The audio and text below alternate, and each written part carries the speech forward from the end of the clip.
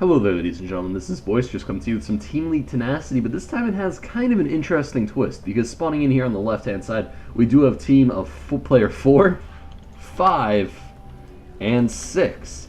Now, of course, that does mean that these are all computer players, so I'm not quite sure how this game is going to go, but somebody sent me in this game and called it competitive co-op, so I was like, huh, the hell does that mean? So I decided to commentate it, and they're dropping the good luck, have funs. Of course, the computers are notoriously bad-mannered players. They, in fact, only say GG when you beat them. That's all they do. They don't say good luck, have fun. They don't wish fun upon you. They think that's too much of a force, and they don't really like having fun themselves. So they figure, why would you like it?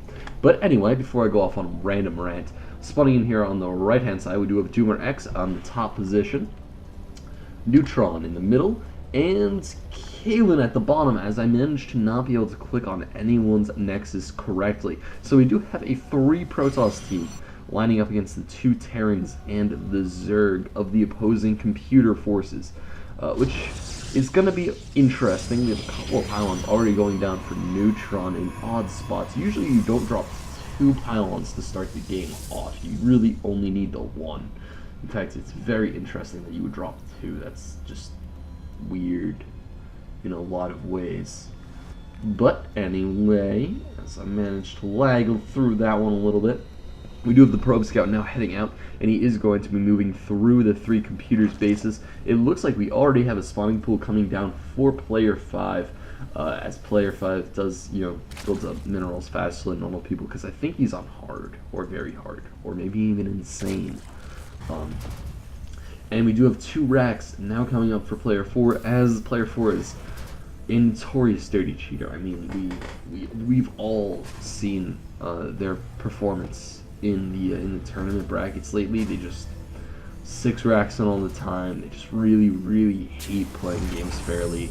It's very, very annoying. Really, nobody likes even watching player 4 play, let alone playing against them. It's so annoying, it's so bad. And actually, we have player 6 doing the exact same build, so it looks like they've actually been communicating a little bit before the match, and they are all planning this out. They know exactly what they want to do as far as killing their opponents goes.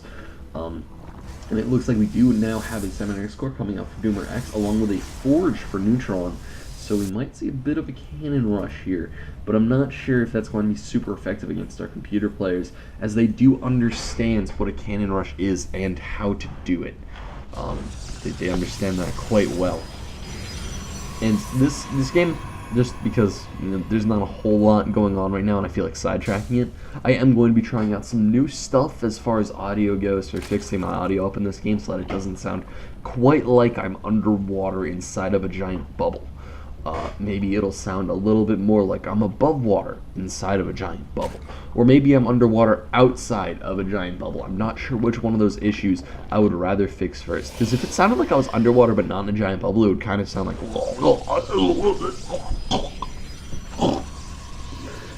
And if I'm above water but inside of a giant bubble, it would just sound like it was always sounding. Because I don't think the outside water really has anything to do with how the game sounds. But I'll figure it out. That was a weird rant, but I do that all the time. It looks like we now have 3 photon cannons going down from Neutron, successfully defending this side from attack. Now, of course, this side is still a crapshoot if his opponents actually decide to swing up through it, which honestly I could see because most of his opponents actually do spawn on that side. So the most efficient route for them to attack this base is in fact to go up through the bottom here. Purely because A, they don't need to run along and across this giant top formation-y thing, but more importantly, because they don't need to run up their side of this top formation-y thing. All purple needs to do is run down it. But a little bit on the interesting side, as we do have every player now just waiting for their timing attacks to be triggered by the computers, and these guys are really good at their builds. They have practiced these builds a whole hell of a lot. Look at both of these players doing the exact same thing. It's almost like they were programmed. I would just like to point that out because that's actually kind of funny and a little bit on the cool side, that I bet if you had any amount of computer players, they would all do the exact same thing. Even if like you harassed a worker down, I bet they would just rebuild that worker and then do the exact same thing, but like 10 seconds slower. Or a little bit slower, because 50 minerals is kind of more of a delay than just 10 seconds. It looks like we now have the move out from player 4, but he is not yet backed up by player 6 and player 5. So we are going to see a reasonable amount of his forces get absolutely slaughtered. But he does manage to smash through DoomerX as Neutron nor Kalen came to aid him out. And it looks like this is in a bit of a rough spot for our team of Protoss players, as these guys are now just getting drawn into the photon cannons. We're going to need to see if these photon cannons are enough, and it may not be. It looks like we have the full drone pull by Neutron, going for kind of the wraparounds, kind of, a little bit. And it looks like the main attacking force is now going to go down. Actually, player 6 is just moving right into the base of DoomerX. He does not care about how fast these forces from his allies are going down. He just wants to kill. And it looks like this is going to be a major issue for DoomerX because, oh god, and the Immortal just spawned in. This Immortal isn't going to be alive for long unless he runs it away. And he's not running it away. He actually ran it right in and then just targeted Marines. Not the most effective use for an Immortal. However, it looks like we now have a drone pull, which is going to be able to successfully kill off these Marauders and literally do too much more damage.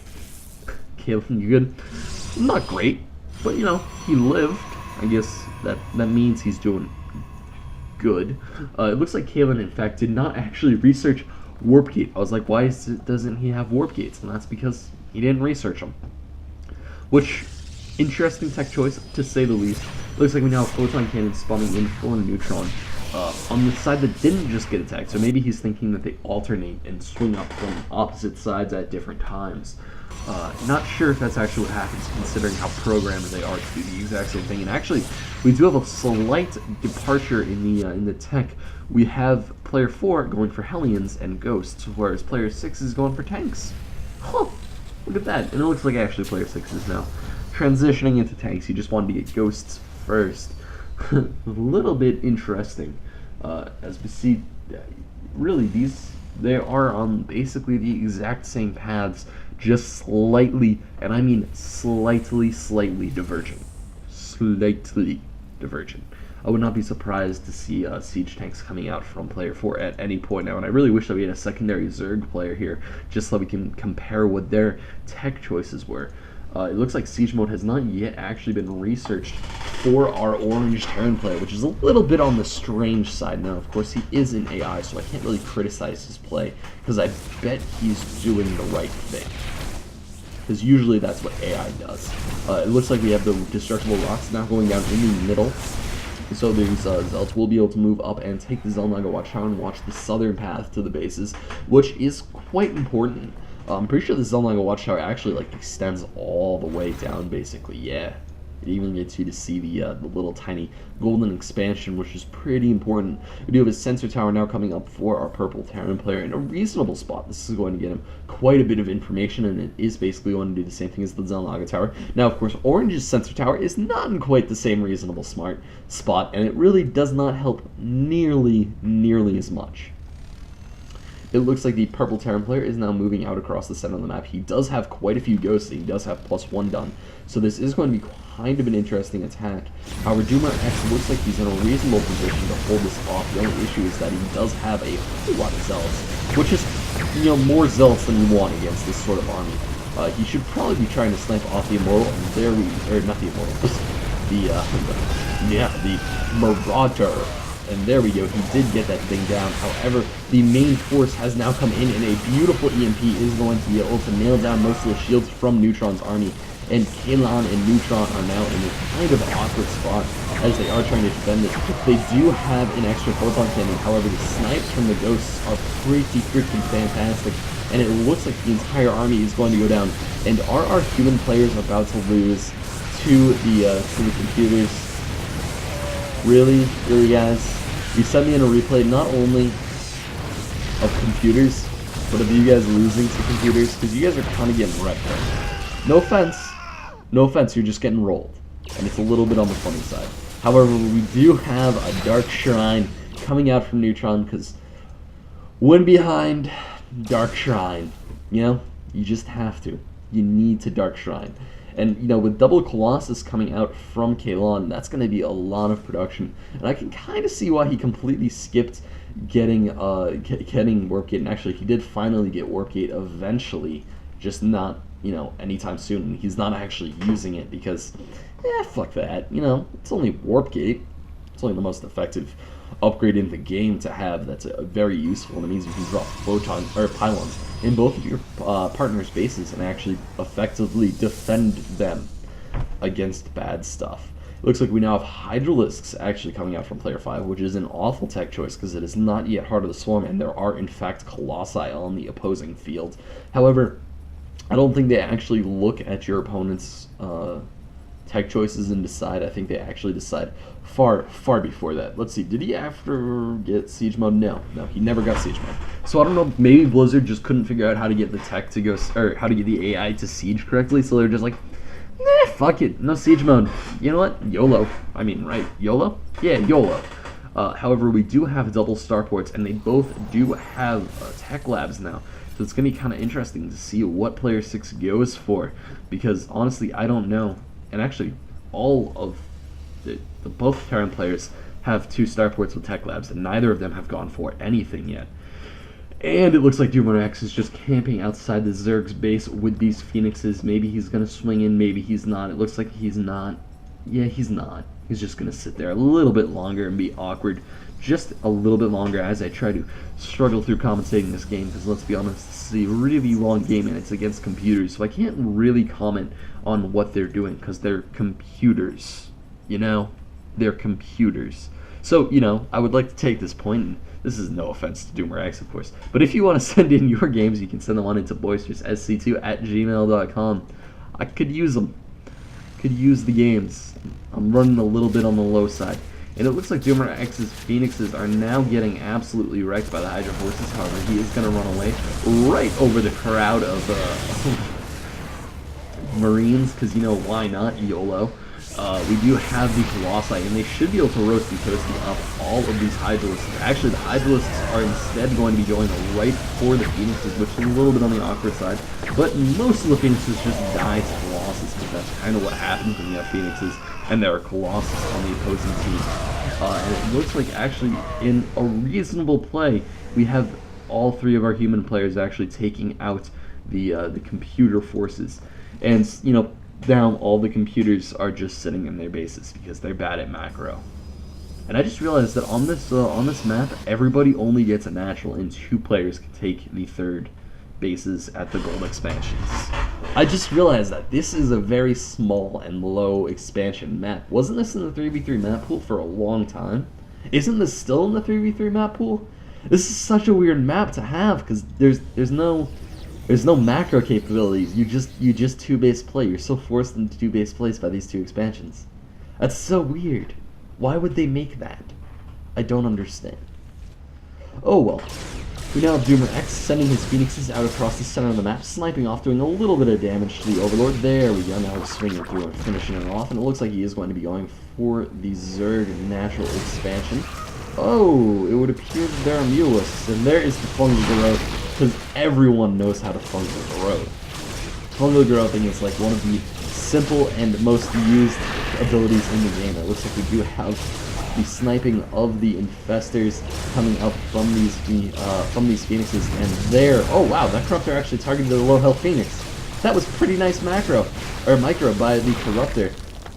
And it looks like we now have Kylan moving into the main base with these Corruptors. And I still, you know, I've had kind of an issue for the last couple weeks where I cannot say people's names correctly, and I cannot remember unit names, and I don't know why.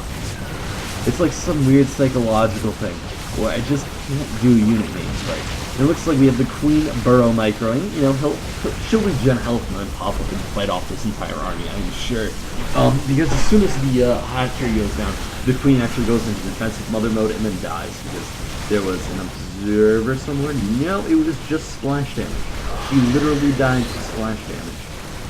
And it looks like now with all of these Colossi swinging through, I would be surprised to not see a GG come out because, let's be honest, they're a little bit on the screwed side. DoomerX should probably be moving through the northern side of the map, but he isn't. He's just letting Kalon fight this entire battle by himself. And Kalon's doing okay because, you know, they're all AI. And this is what happens when you have AI in an RTS game. That is what happens. They pile up underneath cliffs, and he he landed his Viking, and he landed on the low. He didn't even land it on the high ground. He could have landed it on the high ground, but no. He landed it on the low ground. And now he's landing more Vikings on the high ground. Okay, well that's at least on the high ground, but he's still landing more Vikings to fight off stalkers. Just fly them away. It's not worth it. They're gonna get wrecked. And we see one Viking actually going down to the Colossi, but the other one is going to pick up, and he should be able to harass it to death. Player 5 has not rebuilt their base and is in fact being revealed, so Player 5 is a little bit in the trash heap. It looks like Player 6 is now going to be the one in the trash heap as DoomerX's massive Immortal Zealot army moves in. It still cannot talk. I'll figure it out eventually. You know, talking is hard. You gotta stick with me, you gotta live with me for a little bit. As I figure out how to do it. It looks like the battlecruiser is going to be very, very effective versus these phoenixes, because of course the battlecruiser is armored and massive, and phoenixes are really only good against the light. They deal double damage to light. And the fact that the battlecruiser could be repaired is kind of an important fact, because if the battlecruiser had gotten repaired, it probably would have won that air fight without question. However, it wasn't repaired, so that's all good. And it looks like Player 6 is now going to go down. As Light Blue finally comes in with his army. He was doing nothing up until now. I don't know why he's not just swinging up into purple space, because let's be honest, this game is over. This game's over. It was a computer game. They just terrible. I'm not quite sure what was competitive about this, but I'll figure it out. I think. Maybe were they playing against each other, trying to see who could score the most points? Because I'm not gonna know who scored the most points. And he didn't write to me who scored the most points. So I don't actually know what was competitive about this. You know, DoomerX, if you want to write me, tell me what was competitive about this game, I would very much appreciate that, because I am quite confused. As it would appear that Neutron is kind of just sitting on the ramp, instead of moving his entire army up the ramp, so that he can actually do stuff. There we go. Okay, good. Gonna be very mad at you, Neutron. Not well done. And it looks like the battlecruiser slightly later from Player 4 is going to get absolutely cleaned up by this Protoss force, as the Protoss just sweep into the main base and destroy everything. So it looks like that's going to be a good game for our computer players, because, you know, this team kind of just turtled for a while and then swung out and won. But you know, that's all good. That's really all you need to do versus a computer. That's part of the fun. And of course, computers not being DM are not lifting up their buildings and flying them to the corner of the map like certain people I've played against in Pause Beta. Just certain people. And there we go. That's victory. Congratulations to these three. If you guys would like your games commentated, you can send them on into boisteroussc2@gmail.com. And if you would like to watch any other Boisterous commentators, you can head over to youtube.com/user/boisteroussc2. I'd like to thank you all for watching. And this is Boisterous, signing out.